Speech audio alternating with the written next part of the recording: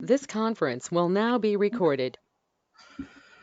Hello, this is Jonathan Munoz, and welcome to this discovery session. While waiting for people to join in and maybe have an opportunity to ask for questions, I would like to tell you that the intention of this meeting is for you to ask me questions that otherwise will be very difficult to ask someone that has knowledge or expertise on this. And of course, I have to say again that I'm not the one that has the most expertise on this. I don't consider myself to be wow the only one that has all the knowledge on this, and for you to just trust my information. I think the information I bring it's valuable because it for what I've seen or for the people I work, they focus on some aspects like giving you information about how to apply, how to have conversations, but they don't give you the information on what kind of conversations is the other person expecting from you, what kind of words is the other person expecting from you. And well, that is what I do. And let me start with what I had in mind for today. So I wanted to start this session while waiting for people by saying internal medicine versus family medicine. Now that we're very close to start the season, which one should you use? You are a foreign graduate and you need a visa. You have average scores, and you're thinking should you apply to academic or community programs.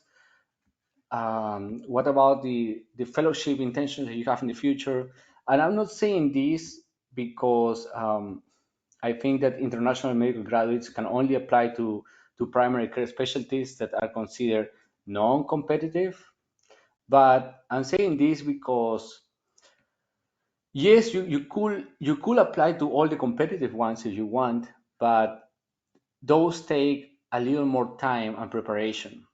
And it may take a longer road because you have to make yourself a very good candidate, right? Like research and community involvement and great scores and good rotations, good networking. So yes, anyone can do it.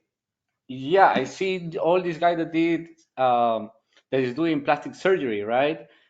He said he's an IMG, but he doesn't say anything else about did he need a visa, how many years of research he did, what kind of research he did. Is a person that maybe had money to pay for all the rotations that he had to do, and all the other things that factor into being able to make yourself a great applicant probably have to do with a lot of money too. So yeah, I think that anyone can do it. Anyone can aim for a big specialty, and if you have the resources, if you have the time, and you don't mind waiting 3 or 4 years to get there, then go for it. You can do it. You can do it. But if you're like me, that when I finished school, I just wanted to start working and start making money and securing at least a specialty or a residency program, then you might be interested on primary care. Now, saying primary care is not the end of the world. Um, Internal medicine, family medicine, psychiatry, general surgery, pediatrics are great specialties. And the first thing you need to do is to go through them to then figure out where you're standing and if you really want to do a specialty, like if you really want to do a fellowship after that and see what you have available on your specialty, like family medicine. Family medicine has of all the fellowship that family medicine can do, only 3 or 4 are useful or make a difference on the amount of income that you get every year. For example, family medicine can do palliative care and hospice. Why would you want to do a palliative care fellowship? Well, after years and years of doing outpatient family medicine, or inpatient family medicine as a hospitalist, you may be burned out. You may be saying, this is not what I want. This is too stressful. These hours are too much for me. I don't get to see my family. I need something that is less less intense. I need something that requires more of my personal skills than my medical skills. And that could be palliative care medicine. You could be a hospice doctor and just be in charge of all the patients that need hospice evaluations in one hospital. And that could be your main source of income. Or you can be part of a palliative care program for cancer patients. And any patient that has side effects of chemotherapy or needs medication changes on the current regime can go to you and you can change all that. Because it's true, family medicine or internal medicine doctors are not comfortable addressing pain management needs on patients that are already on very high doses of morphine, they love it, and they need that. They need a doctor that is well versed on medication management titration. So that could be you, that could be the palliative care doc. Or maybe you have a thing for sports, and family medicine has one of those fellowships that's called sports medicine, where you could be focusing your practice into anything sports related injuries.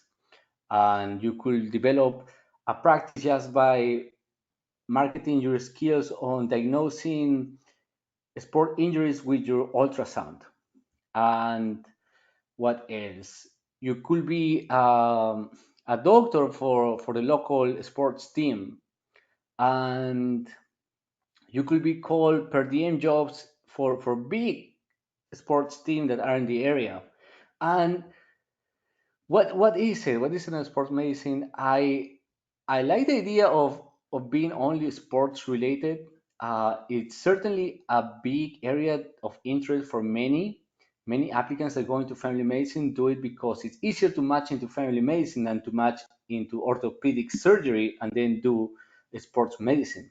Now, I understand how orthopedic surgeons would like to do the sports medicine fellowship because it's more likely for you to succeed or get um, more advanced if you are an orthopedic surgeon and a sports medicine doc.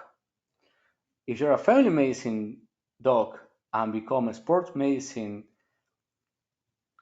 fellow, you will still need an orthopedic surgeon to treat the advanced injuries.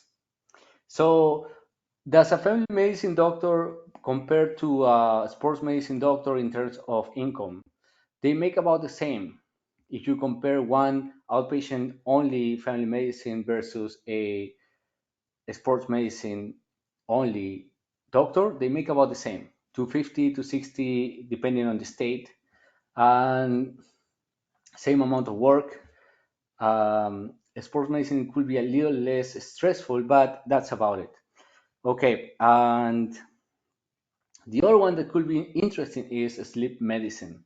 Sleep medicine is a fellowship of family medicine and also internal medicine, and it doesn't make more money than family medicine only or inpatient family medicine. So it's also very complicated because if you want to be just a family sleep medicine doc, um, your income could be less if you don't have a big panel of patients. If you have a big panel of patients and join a group that has so many patients that you won't have trouble to find them, then it's great. But if you start alone or you start in a group that doesn't have a big panel of patients, then your income will start very low. What else? Which one is backup for the other? I think you can use one or the other as backup for the other. As for me, that I did family medicine and now I'm doing hospitalist medicine. To me, it's about the same.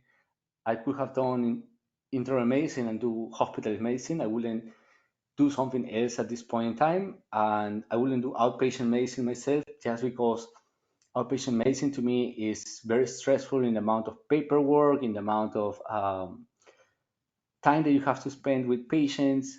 So for me, hospitalist medicine, it's more active, more, there's a little more stress, but not the type of stress that you get outpatient. The type of stress that you get inpatient is to find a diagnosis, to complete your tasks of the day. The stress that you get in the outpatient medicine world is that the ones for medications that are not covered by insurance, but there's no other options.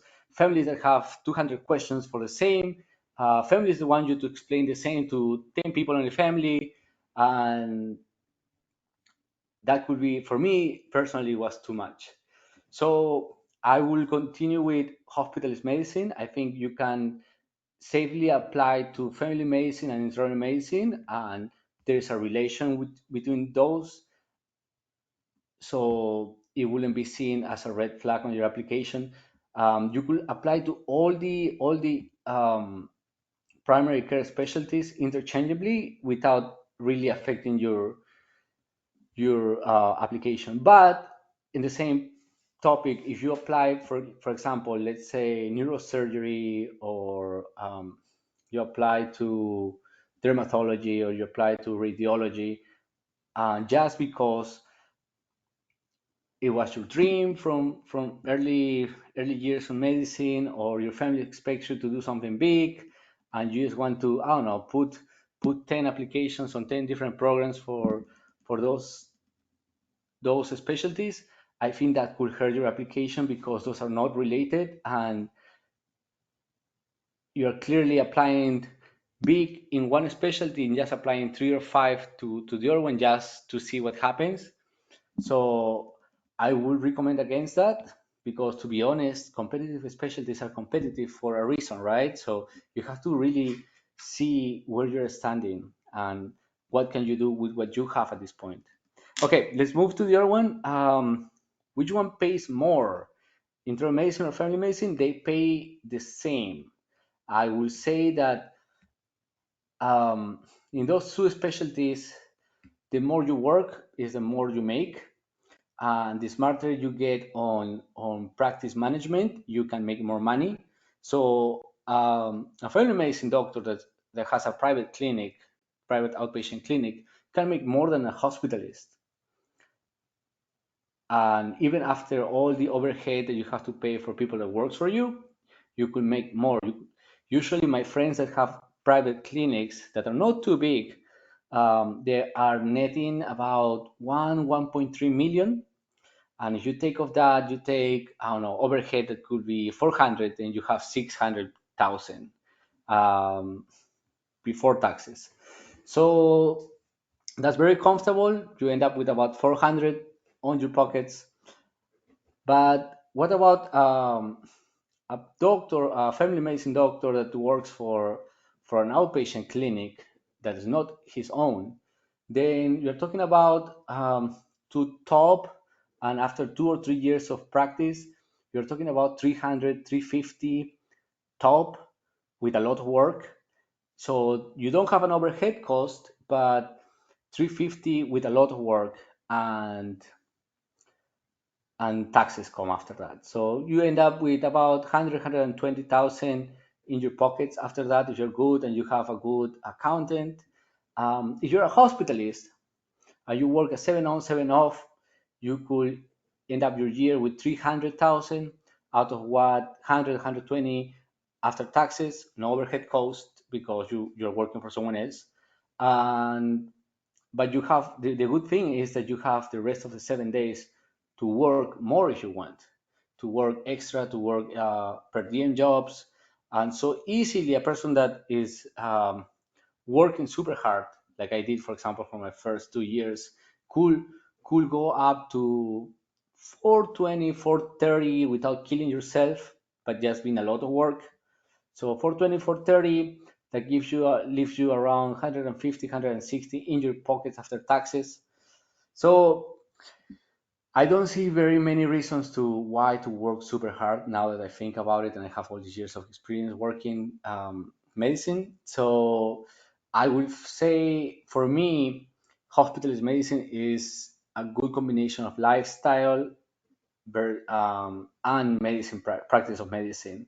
I think that working my 7 days, it's enough for me to be to the point of stress that I could tolerate, and it gives me the most reward in about time that I spend with my family, time that I have to develop or do other things that I have in mind, like this Facebook group or this YouTube channel that I'm developing. It's something that I start and I like to work on, even if it doesn't give me any money. I like to work on because it may start giving money, who knows, in 5 or 6 years.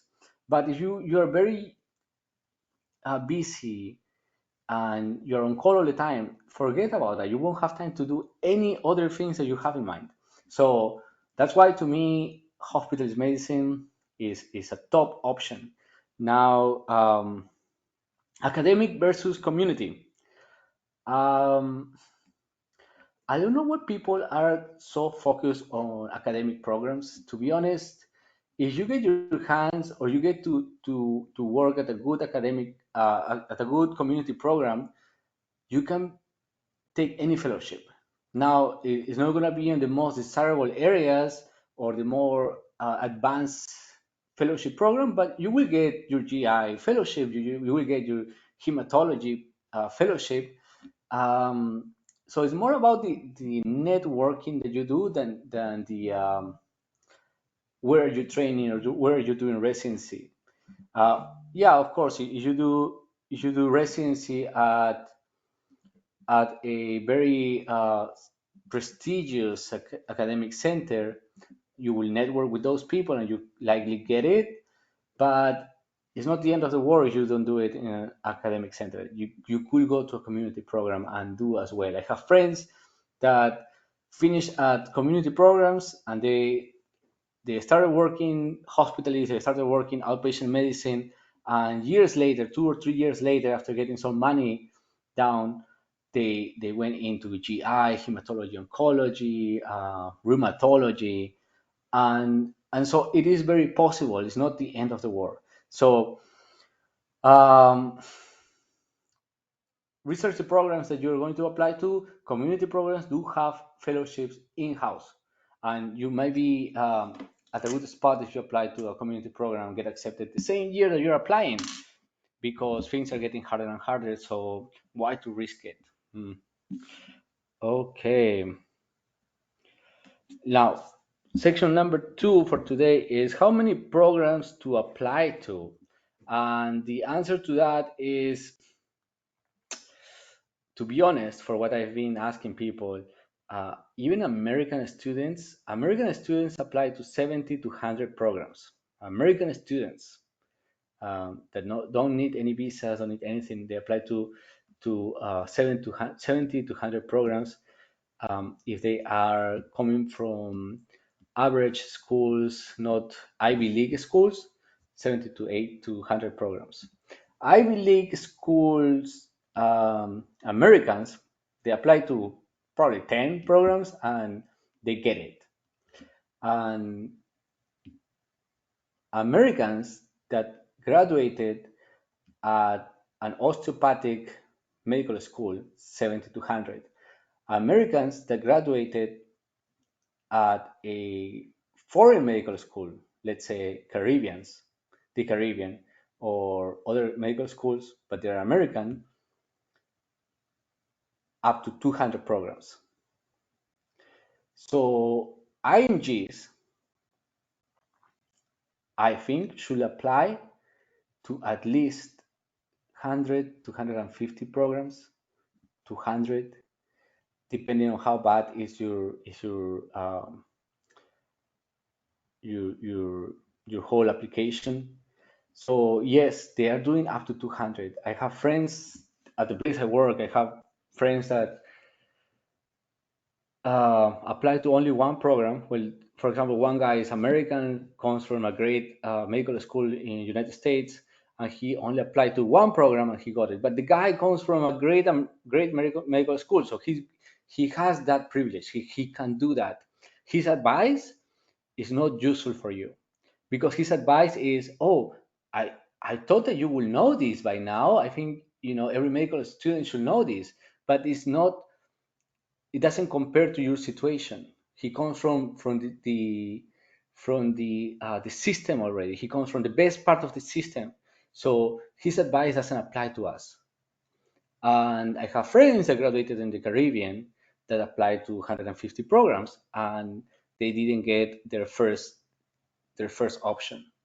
So it varies, and it really depends on how bad is your application. So have your whole application revised by someone, so you don't fall into lies of or into the lie of applying only to academic centers, and hoping for the best for that, because then you may be risking it without knowing that a community medical center is as good as many academic centers.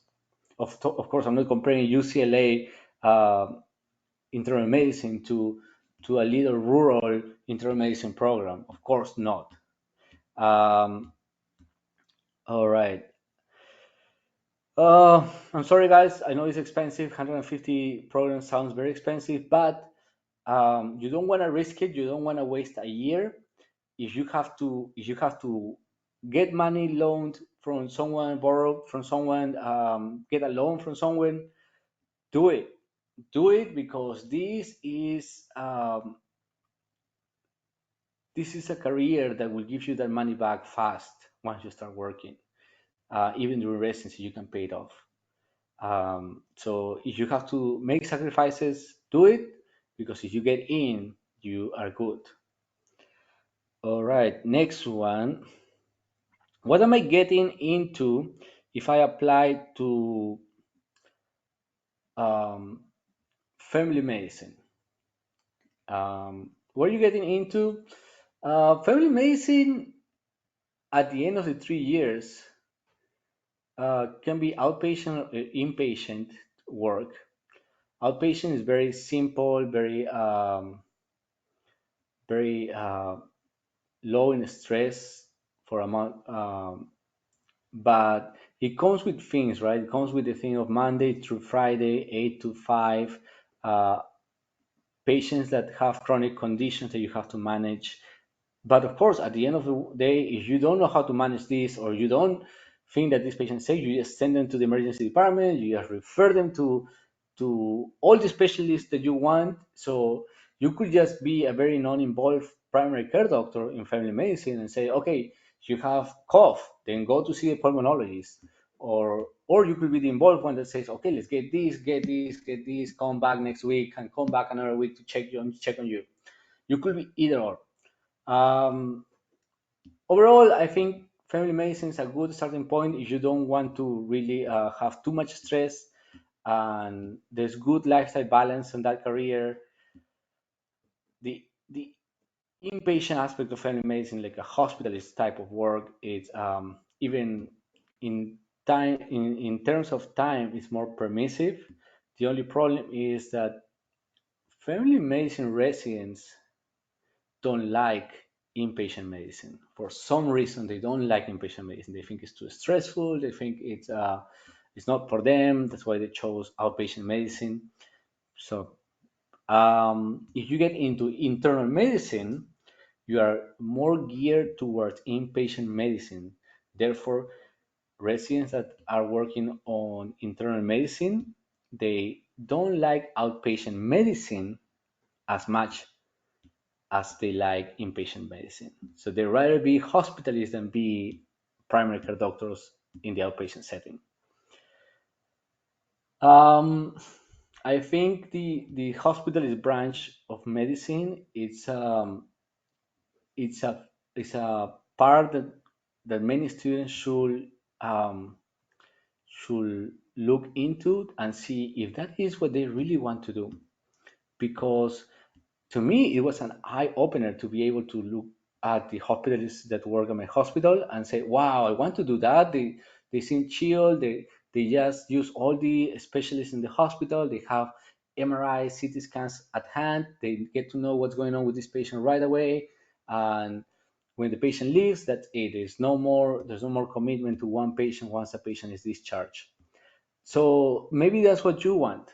But if you want to be in a relation with a patient and their family, than outpatient medicine, which is something that you can do with internal medicine as well if you decide to do only outpatient medicine after graduating from an internal medicine program.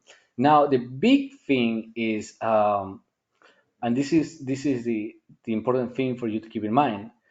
If you decide to do outpatient medicine first, let's say you decide to go, you're tired after the residency and you don't want to see the hospital anymore, and you want to do outpatient medicine only and start your little office and start seeing patients there, then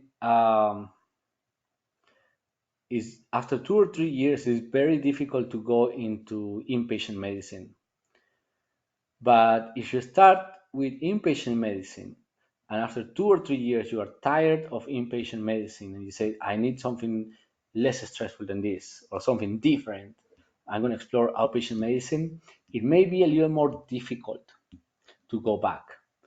Um, to inpatient medicine because algorithms, admission algorithms, treatment algorithms change all the time in inpatient medicine.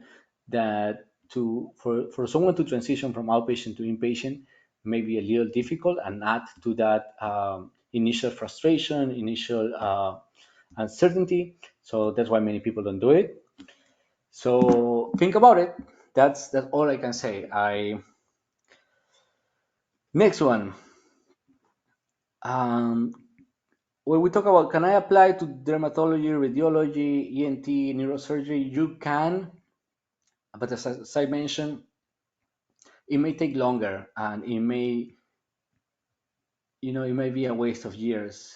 So look into your application, see if your application is something that you think will get you there.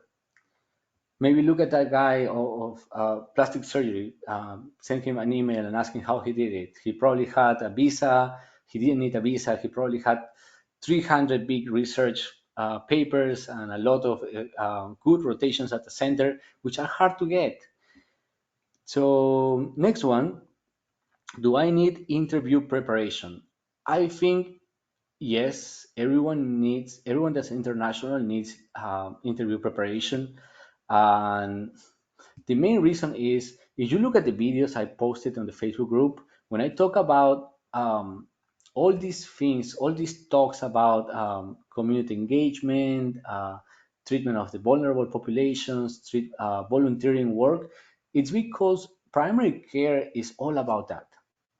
And that is something in your CV that talks about you. It's like that phrase that says actions talk more than words. Um, if you're listing an action, if you're listing that you did 6 months of volunteering at a local church to help the I don't know, people that couldn't pay for direct medical care, then that's something that talks about your personality, your engagement with poor patients, poor populations, understanding all marginalized patients, which is big in primary care. And you're talking about equality in the search for equality. So if you don't know about that and you don't know how to talk about that, then you need someone to guide you and to bring those topics into the conversation that you're about to have on these interview preparations. So yes, if you have a average application package, I think you should look into some preparation guidance. Hopefully you find some cheap options, but someone to tell you, you need to add this part to your conversation. You need to add that you know about these things that are commonly seen on inpatient medicine or outpatient medicine. If you did this rotation, you need to add this thing about, for example, let's say you got a rotation in an allergy clinic and you were able to do sensitivity testing.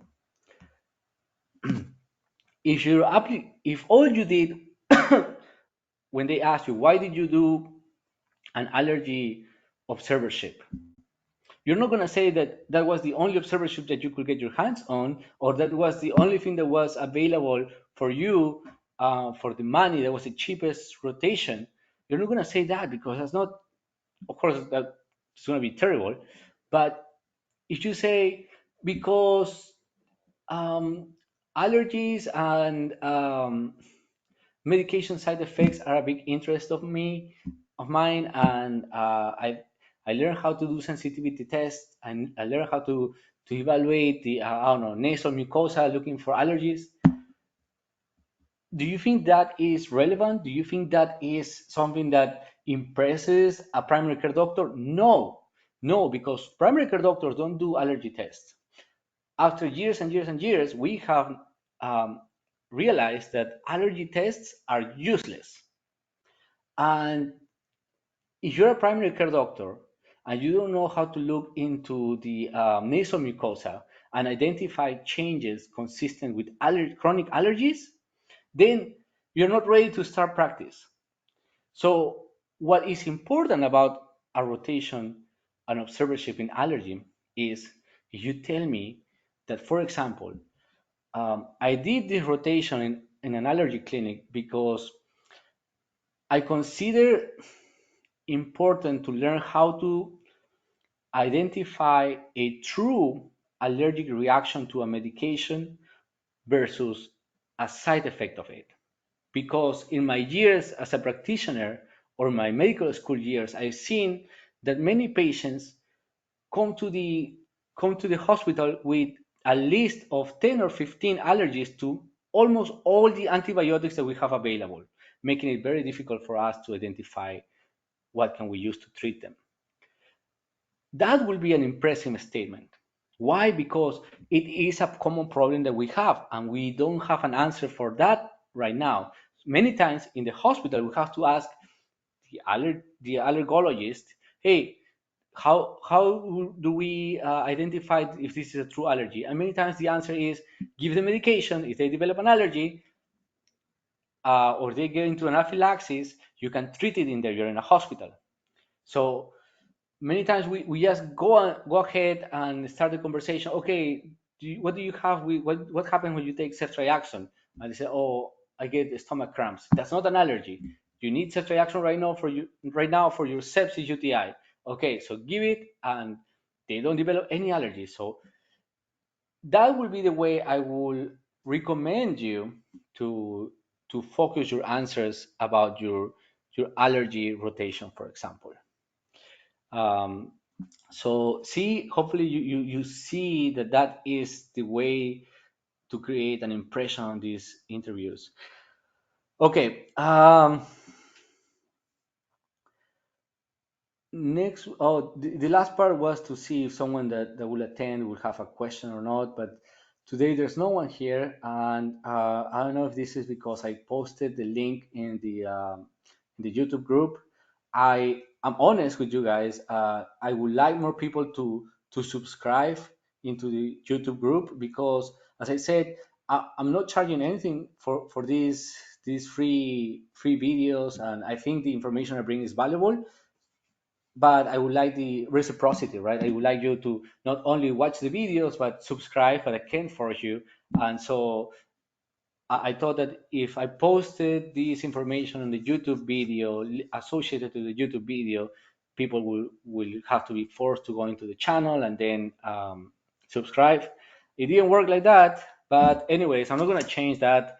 I'm just gonna keep leaving these videos in the group, and little by little, maybe it will grow.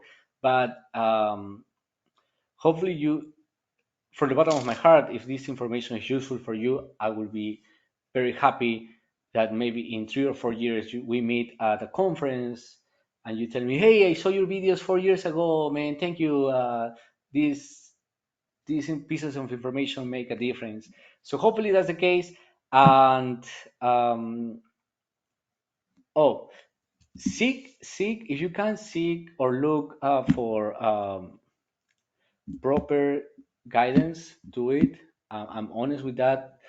Not because I do that as a side gig, but because or last week I've been checking on or proofreading page applicants' personal statements and CVs, and the mistakes I find.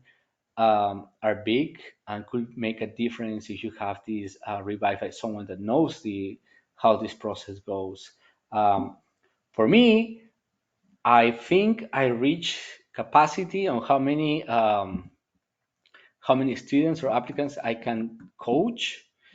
Um, because I do it in an hourly basis. I don't do, and I do it myself. So I don't, like many other groups, many other websites that you will look into around, they have 3 or 4 or 5 people that are not necessarily doctors, but I don't know, psychologists or other specialties, but I'm myself doing this. So for me, I don't have more space for more room for new applicants. But I would really recommend you to look into this and try to find more guidance if you can.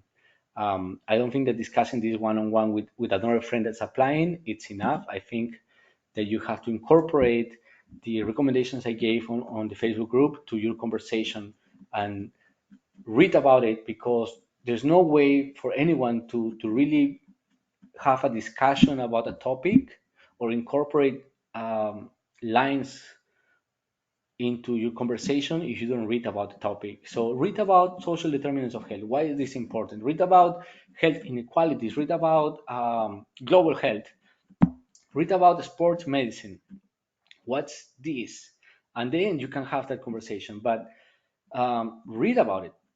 If you go to an interview just with your good intentions and your scores, it may not be enough, and things are getting more and more competitive. And of course, American graduates they know the talk. They know the talk because they're working inside the system, but you don't know the same talk. So get prepared for this and good luck. And maybe next time I will have people joining for the meeting. But that's cool. Thank you.